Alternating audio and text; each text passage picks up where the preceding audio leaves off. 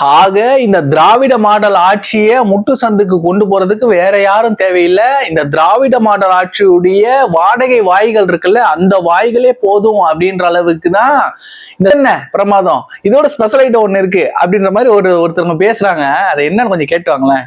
திமுக ஆட்சி காலத்துல கடந்த ஒரு வருஷத்துல 23 லாக்அப் டெத் நடந்திருக்குன்னு, உத்தரப்பிரதேஷ்ல பாஜக ஆளக்கூடிய மாநிலத்துல கடந்த ஒரு வருஷத்துல எவ்வளவு லாக்அப் டெத் நடந்திருக்குன்னு உங்களுக்கு தெரியுமா சார்? ஒரு வருஷத்துக்கு கிட்டத்தட்ட 500 லாக்அப் டெத் நடக்குது. அதெல்லாம் என்னைக்காவது கேள்வி கேட்டிருக்கீங்களா? மாமி என்ன சொன்ன வராள் அப்படின்னா, நாங்க திமுக ஆட்சியில தமிழ்நாட்டுல வாழ்றோம். நாங்க திமுக நடக்கக்கூடிய கொடுமொழிகளை கேட்கக்கூடாது, பார்க்க கூடாது, பேசக்கூடாது.